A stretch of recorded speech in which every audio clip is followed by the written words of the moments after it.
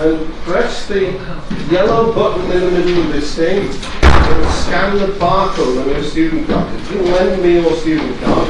Here's his student card, and I'm supposed to do that with it. But yeah, it seems to have done it. So you can sit there. Yeah, okay. Scan the student card. Yeah, so if you scan your card, press the yellow button, the laser will come out, scan the barcode. It's like going to the supermarket.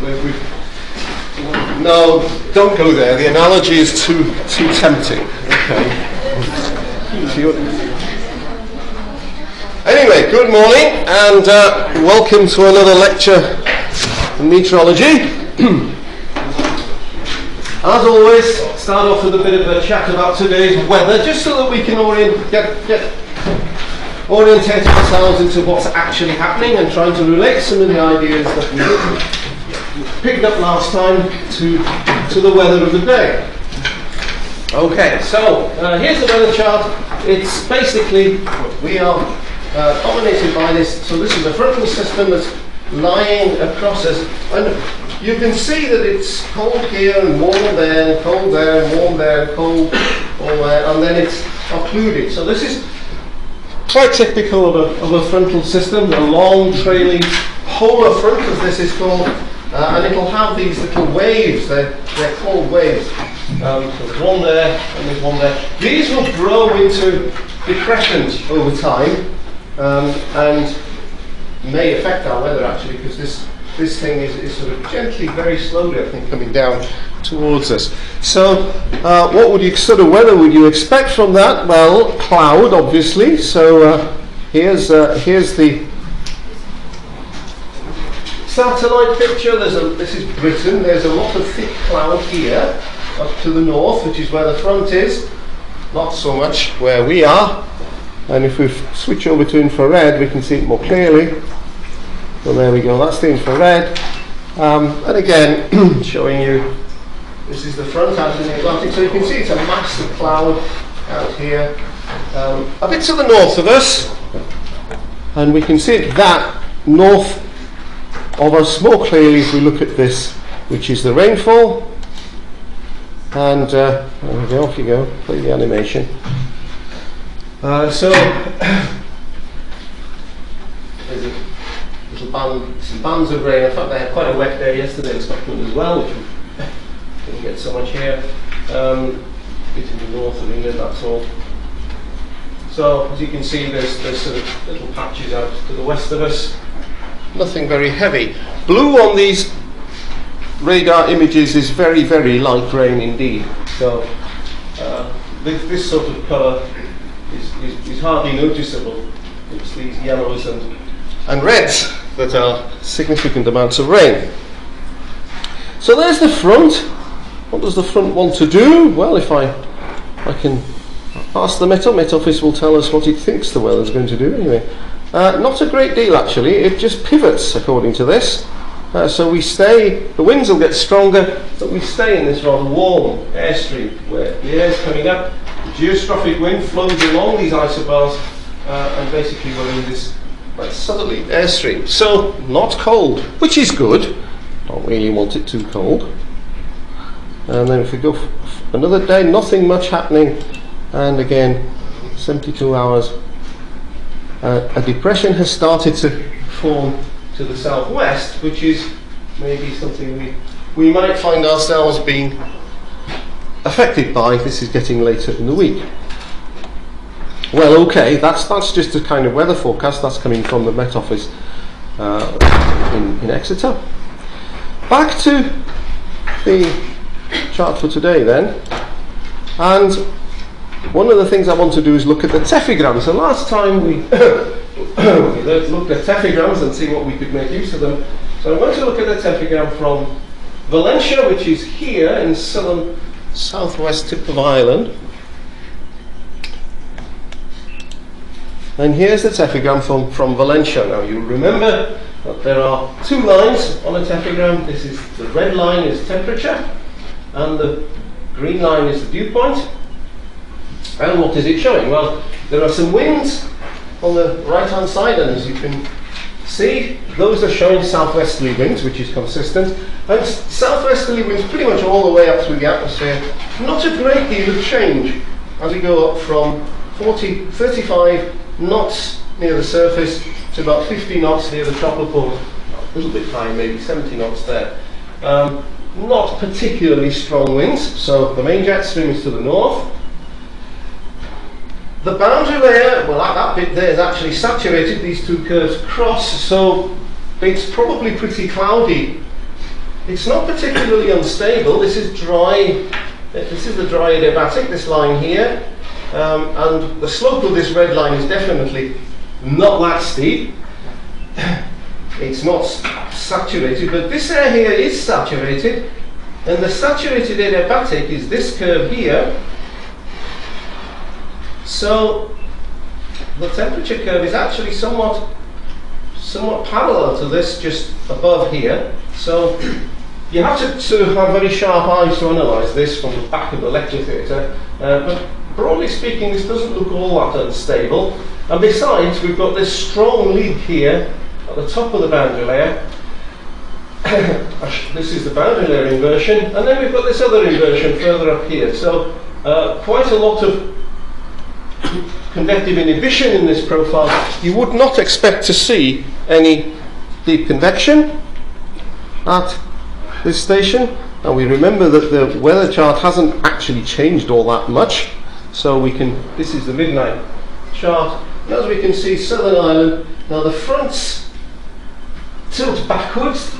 These fronts are at the leading edge of the cold front, so most of the cloud associated with the fronts is out here. So this thing here is basically in this warm air stream coming from the southwest. Fairly moist, as you'd expect if it's coming from the south, from the ocean. And so you do see, whoops, sorry. You do see a lot of moisture low down, but not a great deal of instability in that profile.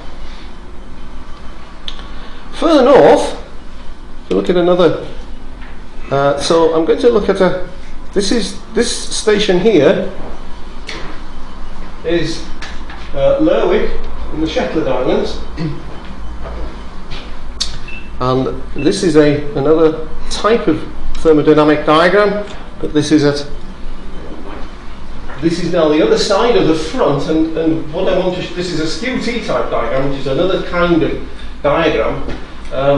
One of the obvious things that you start to see here is we're looking the other side of the front, and the strongest winds here are now 110 knots, so that's the jet stream, which is north of the front, and we've got a layer of air here, which again is fairly unstable down here, but another inversion, and again that's actually the frontal inversion here, so that's the actual front, very typical. You sometimes get a very dry layer just above the front, and shallow convection behind here. And so if we look at the satellite image north of the front, where's the satellite image?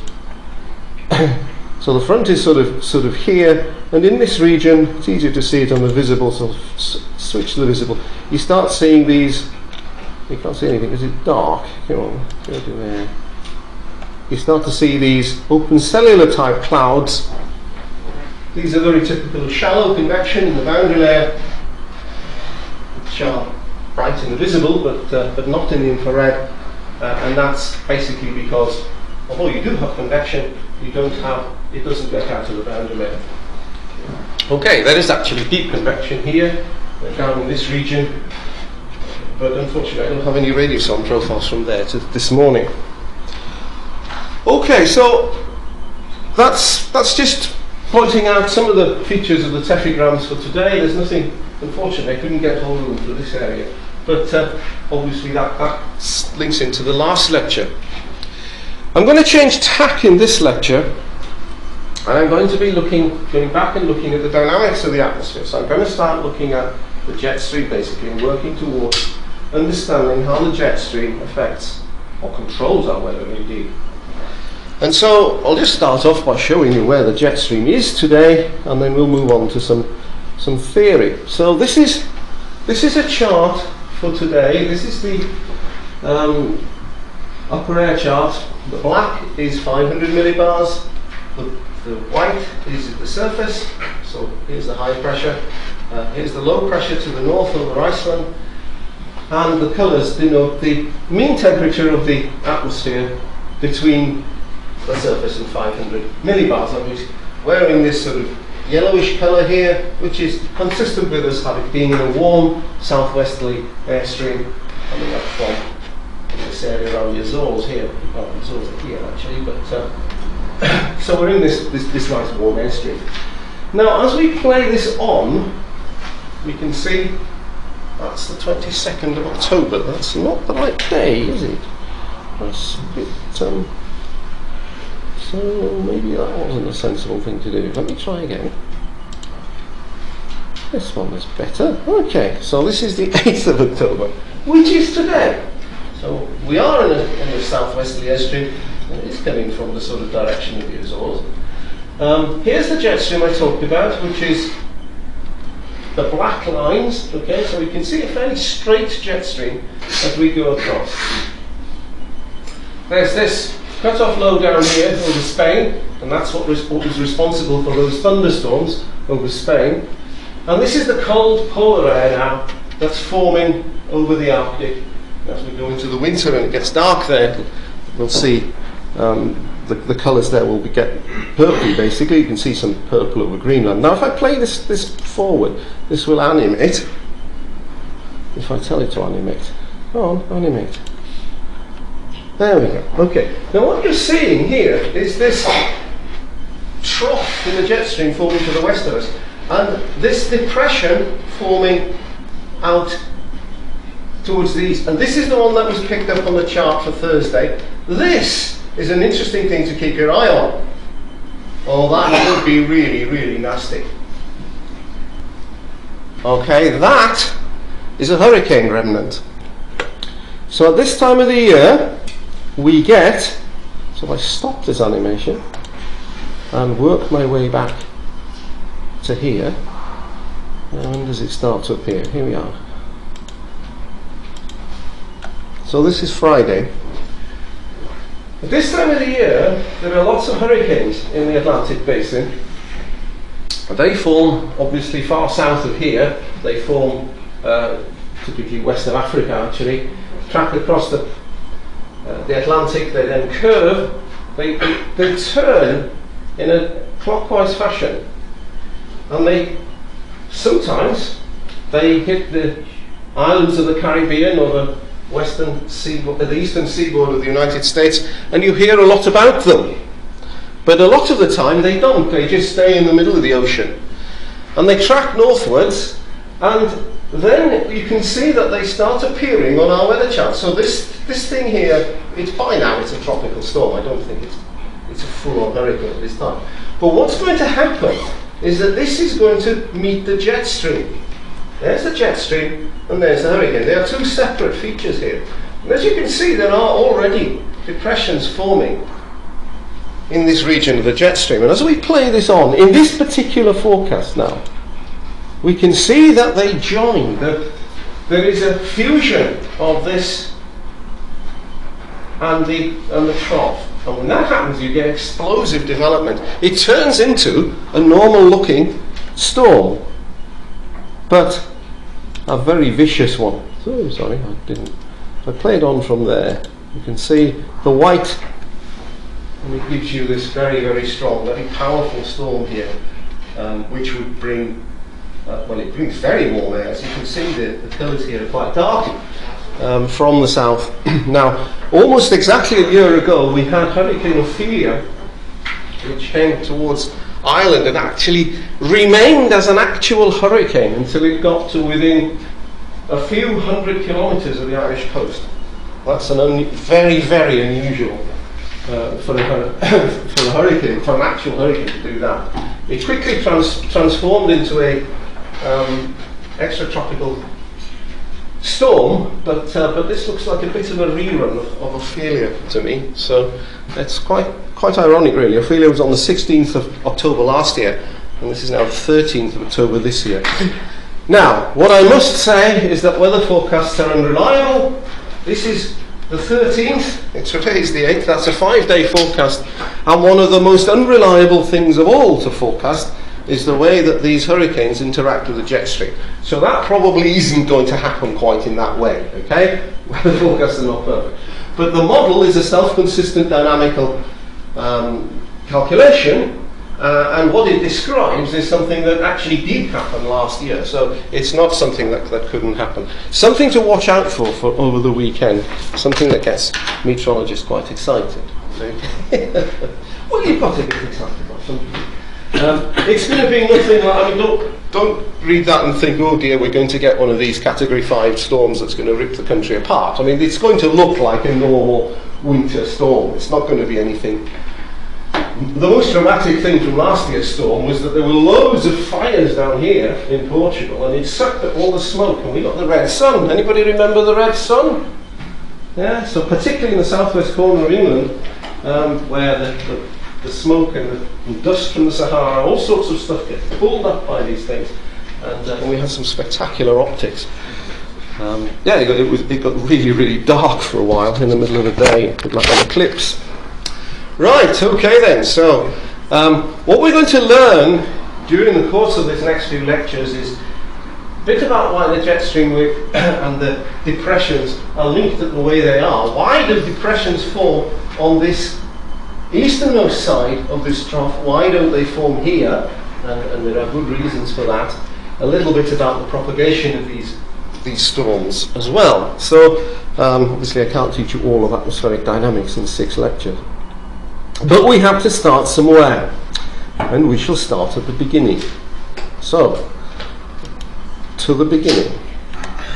I start at the beginning of my presentation. There we go. Right, so, any questions on the weather, by the way? Anybody want to know anything about the weather? Are you all clicking all that little thing? Who's got the clicker at the moment? You have. Everybody's done it, have they? Good, good. Thank you very much. You may bring it down, but I like to collect it afterwards, it doesn't matter too much. Okay, so we start at the beginning. And in the beginning, there was Newton. So when we talk about dynamics, we start here. F equals ma. Well, nobody's flummoxed by that one. Or, to write it down more in terms of acceleration, the acceleration, v is the vector, velocity vector, dv by dt. In an inertial frame, that's what the I means, is that the force is divided by the mass. So the acceleration in an inertial frame is the force per unit mass. Well, it's not perhaps the most staggering revelation of the day. So now it's a matter of enumerating what the forces are on a parcel of air in the atmosphere. One obvious force, which acts on everything, is gravity. And here I'm going to use another of Newton's discoveries. This is the gravitational law. So this is Newton's gravitational law. The acceleration is minus, and this is just the inverse square law, a cubed times a. This is the a just is a vector. So bold quantities, if you can distinguish the bold quantities, they are vectors, and the normal font, they're scalars. And that should be fairly consistent in these. So if it's bold, most of the time it's a vector, unless I've highlighted an entire sentence. Yeah? So what have we got? Well, g, gravitational constant, mass of the Earth, and basically inverse square law, that just gives you the direction. So the direction is obviously towards the centre of the Earth. I'm using A because R unfortunately gets used for all sorts of things in these lectures, and it just makes it less confusing. But that's not a general rule in meteorology, that's just me choosing a letter. If you don't like it, choose another letter. Okay, so that's gravitation. Well, yeah, okay, fair enough, we know that. There's gravity. What else is there? Well, okay, so the other thing that we have is pressure gradient. Now this is quite important. Pressure. So we have differences in pressure. We've seen that these weather charts, pressure everywhere. How do you move a parcel of air? Well, if you have a parcel of air here, there'll be pressure on this side and on this side, right? So if you have a parcel of air in this lecture theatre now, the pressure will be the same on both sides. So it's not going to move. It's not going to accelerate. We need a gradient in pressure. So if there's more pressure on one side than on the other, then there is going to be a force. Force is pressure times area, right? So if there's a pressure in this, the pressure, of course, is a scalar field, so it's the same in all directions here. So the pressure in this direction times the area, dy dz, is basically the force acting on this face of the cube, and then there will be an equivalent force acting on that face of the cube. The two forces, both of them, they will both point in towards the cube because it's a pressure force. So the net force is the difference between this one and this one. The net force along x is the pressure here minus the pressure here, that's x plus dx, times the area dy dz. To convert pressure into force, you have to multiply by the area. Okay? So then we have this little trick where we base, this is a finite difference across a tiny little, this is an infinitesimal little distance here, so that's a finite difference in pressure, and we can convert that into a derivative because that's the definition of a derivative. So these two terms, dp dx times dx, minus in this case because this is p of x minus p of x plus dx, the definition of dp dx is that divided by minus dx, limit as dx goes to 0. That's the actual mathematical definition of it. So I'm going to make a lot of use of this kind of swapping backwards and forwards between finite derivatives, finite differences and derivatives. I've used the partial derivative here. Why? Well, because pressure, obviously, it's a scalar field. It varies in x, it varies in y, and it varies in z. So I'm now looking at the particular variation in x, so I need a partial derivative. The mass of an air parcel, well, the mass is straightforward. It's density times volume. Volume is just those. And therefore, I can get rid of all these little, all of that. That's basically the volume. The mass divided, the mass of an air parcel is that.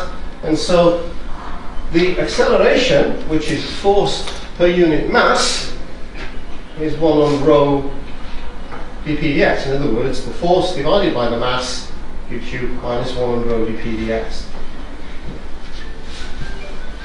And with that immediately generalizes, there was no reason to choose x rather than y or z, so it applies the same. U is the, in this case, little u is the x component of the velocity. So here we have the components of velocity. Velocity is a vector with components, lowercase components u, v, and w, as you can see from the construction above. And so we can generalize this and get dv. So this is the vector, d by dt, the vector is minus 1 on rho, and this is the gradient operator, grad p. So has components dp dx, dp dy, and dp dz. And that's the pressure gradient acceleration. Any questions on that?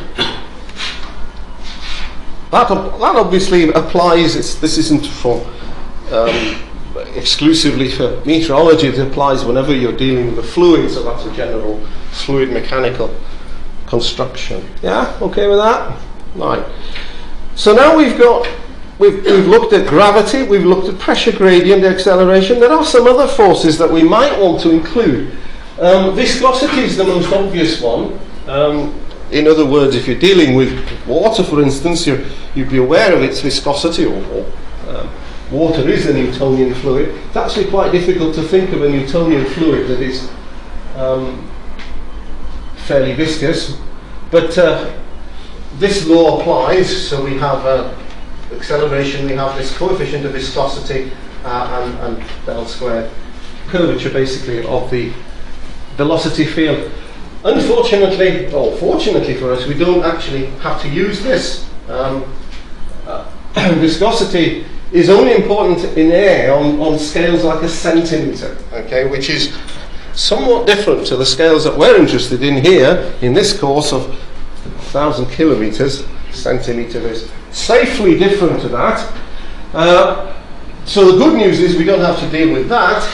The bad news is we basically haven't got any formula at all, and we just put in friction. Okay, so when air flows over land in particular, near the land, then we have obviously a frictional force. I've marked it there as being negative because clearly in physical reality it slows the flow down, and I'm not going to, in this course anyway, go into any more details. Obviously it's possible to come up with more elaborate versions of that, but you need to get into the theory of turbulence to do that. Because the friction in the boundary layer is basically a property occurs because of the turbulence and not because of the molecular viscosity of the fluid. So we're left with this version. There's the momentum equation in an inertial frame of reference. Remember?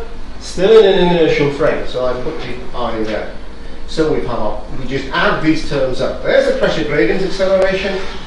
That's just a gradient in pressure. D by D, just a vector that captures the slope of the field. This is the gravity, and here's this friction thing I've tagged on at the end. It's clearly not negligible, but it can't be unpacked any further. So we have three forces that we have to deal with. Okay, but inconveniently, we're not living in an inertial frame of reference. For a start, the Earth is rotating, and that's not an inertial frame of reference. And worse than that, we want to express our U, V, and W here.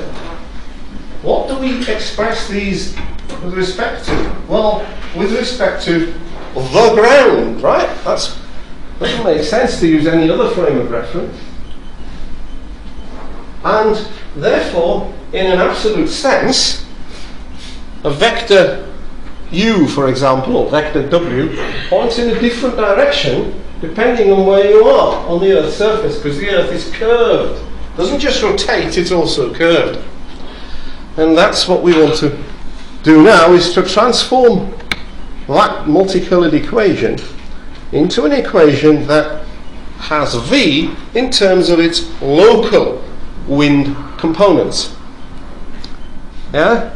This is not too exciting. Now, to start with, I'm going to just say a word about Lagrangian and Eulerian derivatives. Okay. Here's another problem we have. F equals ma itself is a bit of a problem here. We've been looking at weather charts. Weather charts are fixed relative to the Earth's surface, so we look at variations in a geographical sense around the Earth's surface. But this equation applies to individual parcels of air as they move around. So there's a name for this. This is called the Lagrangian or material derivative. And this is one of the things that I want to emphasize here. When I use this form of differentiation, D with a Roman D here, it denotes a Lagrangian derivative. Sometimes some textbooks use a capital D for it. I'm just using the Roman D. And then the alternative would be to look at a grid fixed in space. So we're looking at a point, the air moves around, and you're never looking at the same parcel of air twice, but you can still define a derivative at that point. And so this would be the rate of change, so this partial derivative now, the rate of change of temperature with time. And obviously that's at constant x, y, and z, because in this case fixed in space, so that's partial, keeping the spatial derivatives constant. This is the full derivative following the actual parcel. Now actually we do use both, but the relation between them then, the rate of change of temperature at a point, so if we think about it, the temperature at a point, what can affect the rate of change of temperature at a point? Well, there are two things you can do. First of all, you can actually heat it or cool it, right? So shine the sun at it, and the air will get warmer. Allow it to radiate to space and it'll get cooler. And you can just move warmer or colder air over the point. So it'll get colder here if warmer or colder air comes over us. And we have to add these two. So this rate of change at a point is the local heating and cooling of air parcels. Because that's actually happening to real air parcels. That's the Lagrangian effect. And then the second one is called advection. So this word advection, you can see there's a it's been sort of constructed in the same way as convection, but advection is the word that's used for movement of air. So advection is the wind blows something towards you, right? That's what advection means. So here the wind is blowing warmer or colder air over you, advecting air over you. So there may not be any local heating or cooling, but it'll still get warmer or colder because the wind is blowing warmer or colder air. That's the idea. So so we can say the Eulerian rate of change at a point is the sum of whatever's happening locally, the Lagrangian, plus whatever's been brought in from away, the advection. That's the relation between them. And that can be expressed, of course, mathematically. So if we look at this diagram for a minute, this is the point we're interested in, P. These lines here are isotherms, using temperature just as a representative scalar here. And actually the temperature is getting warmer as we go up in this direction. So that's T plus dt, T plus 2 dt. So there are 3 isotherms. That's how you would draw that on a chart. So if you can think about those multicoloured upper air charts that I show, then obviously that you've got cold air at the top of the diagram, bluish colours, yellowish colours at the bottom, this kind of idea. If the wind is blowing in this direction, it's parallel to the temperature gradient. Grad T goes from cold to warm, and it's advecting, therefore, what's it advecting? Well, it's pushing colder air towards this point, because it's pushing these isotherms, across P, and it will get colder as time goes on, as this wind blows these isotherms towards P. So the advection is of colder air in this case. The rate of advection then is minus V dot grad T. It's easiest to see this from just considering the dimensions of the problem. V is meters per second, and grad T is Kelvin per meter. Multiply those two together, you get Kelvin per second. So that's what you need to do. And we'll have to include the minus because V dot grad T is positive in this construction, but actually the rate of advection is negative. It's blowing colder air. So we have to have the local rate of change is whatever's happening locally here due to absorption of sunlight or whatever, minus V dot grad T. That's our advection term. And I can take that over to the other side, and we can see that this Lagrangian derivative is these are all part of the Eulerian framework.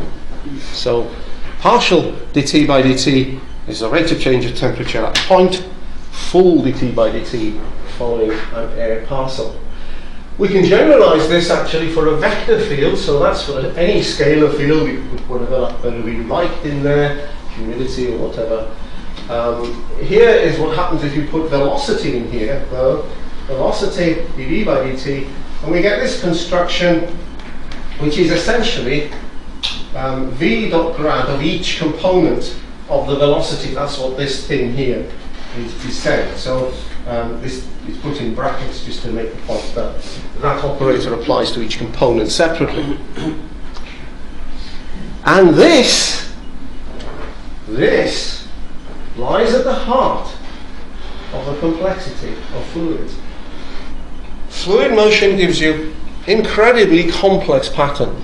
It gives you all kinds, it gives you turbulence, it gives you vortices, it gives you, and in the atmosphere, it gives you all the rich jet streams and everything else that we have in the atmosphere. And it all happens because of the non-linearity of this term here. In other words, there's a V and a V. So it's quadratic in velocity. And it's this that makes the flow of the atmosphere chaotic. And that's why we can't predict the atmosphere, we can't predict the weather more than a few days in advance, because equations that are chaotic are very, very sensitive to initial conditions when you try and integrate them forward. And because we can't measure the atmosphere perfectly at any time, there's always gaps in our measurement network and errors in measurements, then tiny little errors grow, and they grow because basically the advection of momentum by the flow renders this non-linearity. So that's the origin of chaotic motion in the atmosphere. It's just that advection of momentum. Okay? Right, well, we need to get out of this inertial frame now. Okay, so if you've got a handout, you can turn it over, and this little bit is on the back side of the handout. So here we are, inertial frame, black lines. There's a vector in the inertial frame.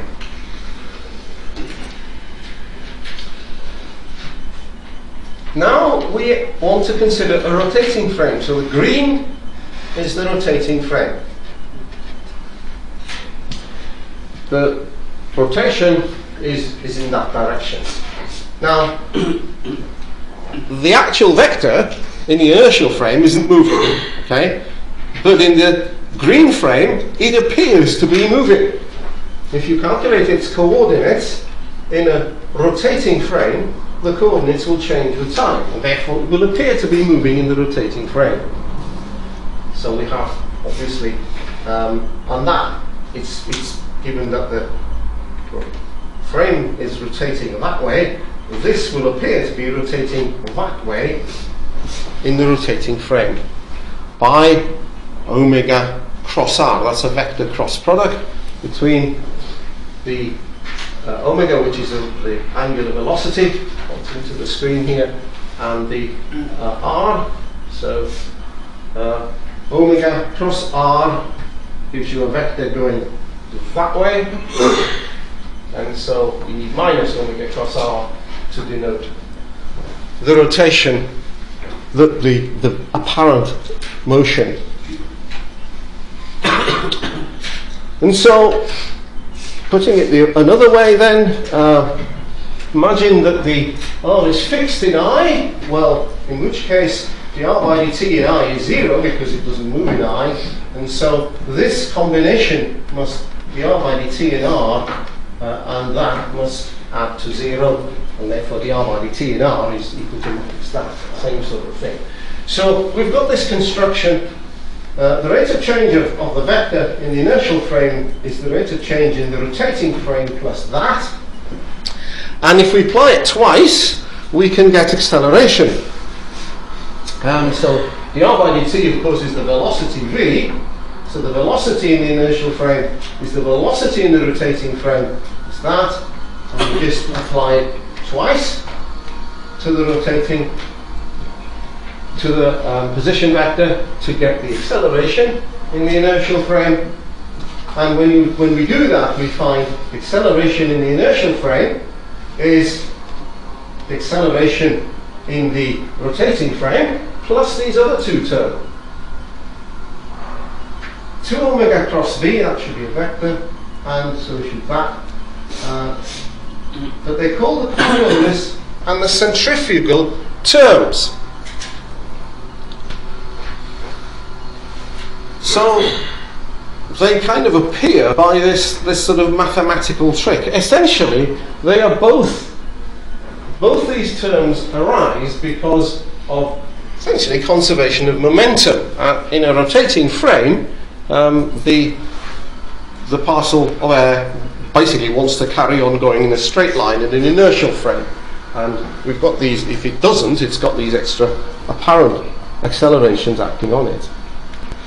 So if we do that, here we have the momentum equation now with these extra terms in. So these are the terms I had before, but this time it's in a rotating frame. This rotating frame is fixed to the centre of the Earth. So it's just rotating at the moment. We haven't got to the local frame yet. So there's the gradient in pressure, there's the gravity, there's the friction, and here are these two terms that I just found from my little construction. Dropping the subscript r, and noticing that this term here is a function only of distance, of position, we can combine this with this gravitational term to give us the familiar acceleration due to gravity. As we know, the acceleration due to gravity is not a constant in the sense that it varies in different parts of the Earth's surface. In particular, it's stronger at the poles than at the equator, and also tends to depend a little bit on what's the rocks that are beneath you. So G is, although we treat G as a constant, it's actually somewhat, it varies slightly around the Earth's surface, not an awful lot. There's friction as I had before. So here's my equation now. dV dt, that's the acceleration in a rotating frame, minus 1 under gram P, that's my pressure gradient. This now is this Coriolis term, and gravity in the normal way that we use gravity and friction. So, well, good. So we made quite a bit of progress here. We've managed to get into a rotating frame, but we pick up this Coriolis term. Needless to say, for meteorology, because of all these highs and lows, you can be surprised to find that this Coriolis term is pretty important. Okay, so we will use that in future. But now, the local frame of reference, I'm not going to go into this in huge detail, but basically, the Earth is big, right? The Earth is big. The atmosphere is quite shallow. The Earth's radius 6,400 kilometers. It's 12,800 kilometers across its diameter. We saw that the scale height of the atmosphere is about 7 kilometers. A few scale heights, and you've got most of the atmosphere. So the atmosphere is a really thin layer on this Earth. And that's what allows us to get away with what at first sight looks like a bit of a fiddle. If we transform our reference frame fixed to the Earth to a frame fixed to the Earth, from this one where the frame is rotating but fixed to the centre of the Earth, to the local frame, we introduce terms of the order of, that's the velocity squared divided by a, to the momentum equation. And a is the radius of the Earth. And what we shall see tomorrow, but actually these become quite second order terms. We don't, to understand the dynamics, we don't need to include them. If we're trying to write a climate model to predict what's going on, then of course we have to include all these second order terms. But obviously a computer can handle these things, and we don't need to think about it too much. So that equation there, although I've derived it for a frame of reference rotating with the Earth, becomes, the same as a frame of reference, as a local frame of reference. I'll say a little bit more about that tomorrow, but you get into some very tedious and somewhat unilluminating algebra to show that. It's not necessary really, but it's always worth bearing in mind that the basic reason for this is the very thin nature of this shell of air that the Earth has. Let's have just a look at the size of the Coriolis force. Got a few minutes left. So here's the omega So omega is 2 pi divided by 86,400. Why? Well, it's the rate of rotation of the Earth. That's the number of seconds in a day. 24 times 60. 24 hours, 60 minutes. 2 pi over that gives you omega. It's therefore turns out to be this 7.27 times 10 to the minus 5 radians per second. So we're looking at values like, this isn't far from 10 to the minus 4, right? As we shall see, 10 to the minus 4 per second is a kind of number that we use for if we're driving a car along the road, travelling fast, 30 meters a second, hopefully on a motorway. So the Coriolis multiplied 2 times omega times v is about, well, you just multiply that by that and double it, 0.006 meters per square second. That's the acceleration of the car. If you go around a corner with a radius of a kilometre, this isn't exactly a 90-degree bend, this is a very gentle curve on the motorway, then this centripetal acceleration on the car going around the corner, v squared over r, is around 1 meter a second. If you went round a bend like that, you would barely feel it as you were driving the car. And as you can see, it's massively more than the Coriolis. So if you get stopped by the police for driving erratically, trying to tell them that the Coriolis force dragged you into the ditch probably isn't the best thing to do. They will almost certainly recognise.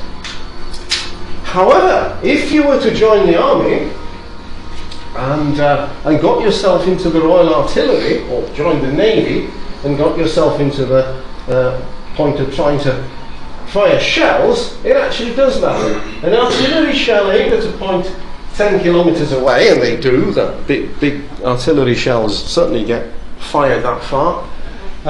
This will actually be diverted by 22 metres. And if you're trying to hit a ship, that matters.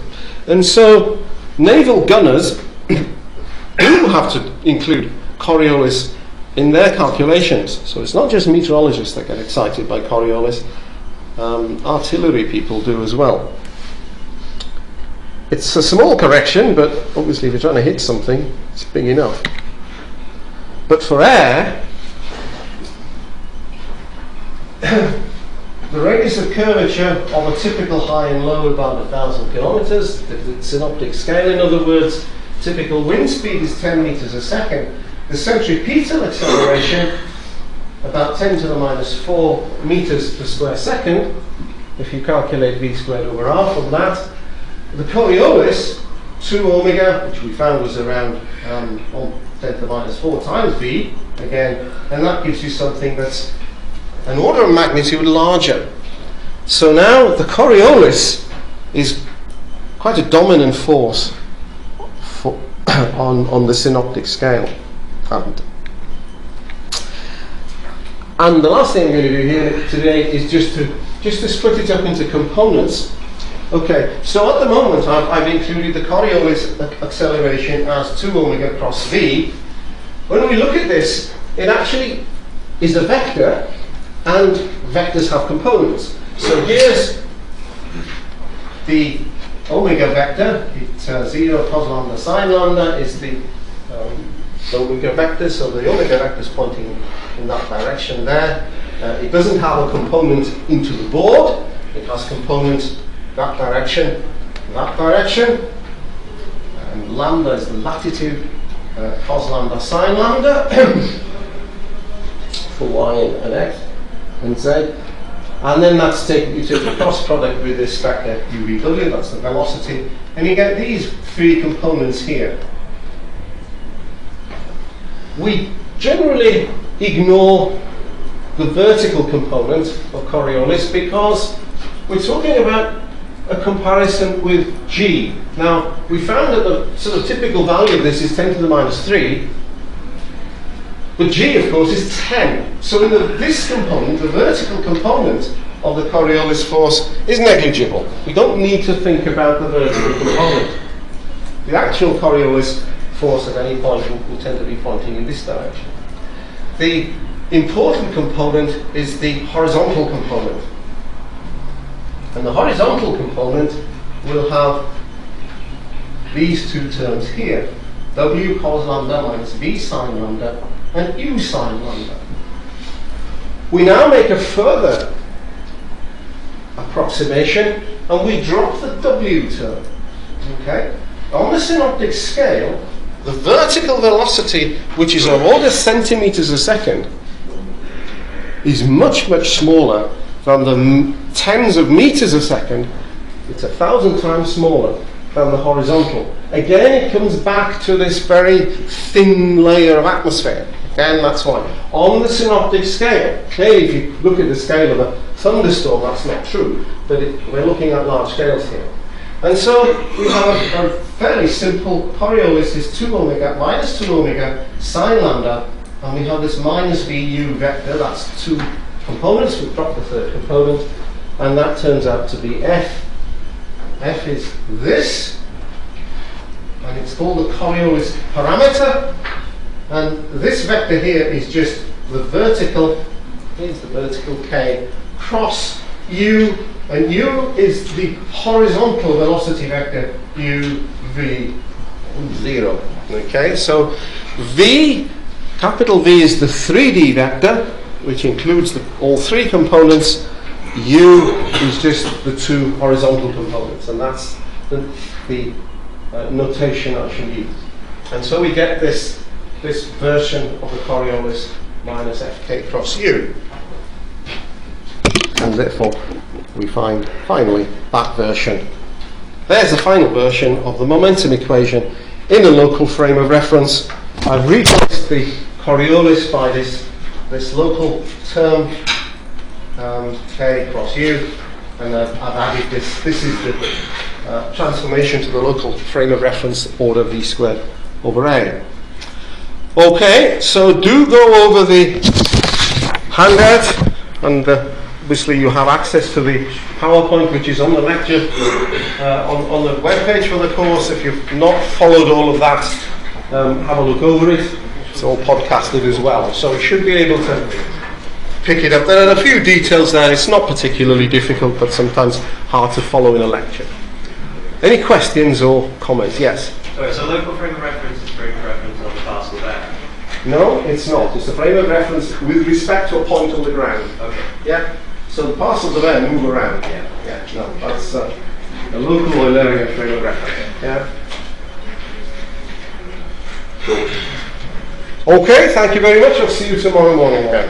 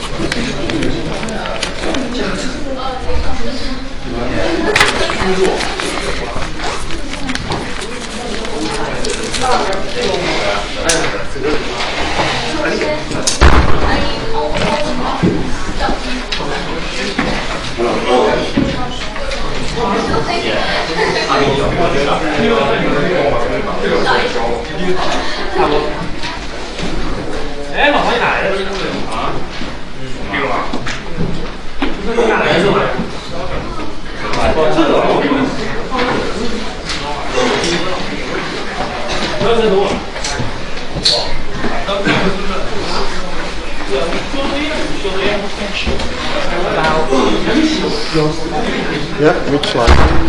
Why? Where is it? Why? There is a 0. Yeah, okay. Because this is a local frame of reference, okay? And so this vector is going up the board, Yeah. it doesn't have a component into the board, into the paper. Yeah. So the local frame of reference at this point here has a z which points upwards. It has a y that points northwards, Oh, and a z and an x that points is it eastward. omega is it omega a constant? Well, yes, it's the Okay, rotation. okay.